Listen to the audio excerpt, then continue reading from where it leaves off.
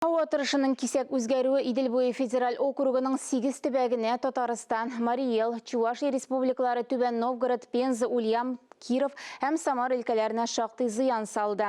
Теманы хәбәрчеләребез дәвам итә. Көчле җил аркасында 520 торак пунктта энергия линияләре җимерелгән, 550 агач яуган, 41 йорт һәм 7 социаль объектның түбәләренә зыян килгән. Иң аянычлысы 9 кеше үлгән, 76 тән җәрәхәтләре алган. Гарасатны үз күзләре белән күрүчеләр әле дә тынычлана алмый. Давыл нәтиҗәсендә яшен сугып йортсыз калучылар, йортларына һәм машиналарына зыян килүчеләр дә бар. Казанда давыл нәтиҗәләрен бетерү буенча оператив штаб булдырылды. Министрлар кабинетында гадәттән тыш хәлләрне кисәтү һәм бетерү комиссиясенең планнан тыш утырышы узды. Комиссия әгъзалары Татарстан Республикасының беренче вице-премьеры Рөстәм Нигъмәтуллин җитәкчелегендә давыл китергән зыян белән бәйле мәсьәләләрне тикшерде.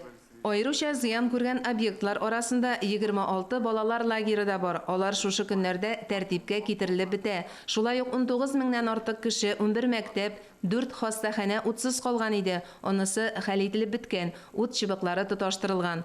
Утырышта гидрометеорология һәм әйләнә-тирә мөхит мониторинги идарәсе начальнигы Сергей Захаров Татарстанда һава торышы турында чыгыш ясап, давыл турында берничә көн алдан хәбәр бирелүен искәртте. Уңайсыз метео шартлар шәршәмбе көненә кадәр фаразлана. Мөршидә Җихан, Диана Дасаева, Татарстан яңалыклары.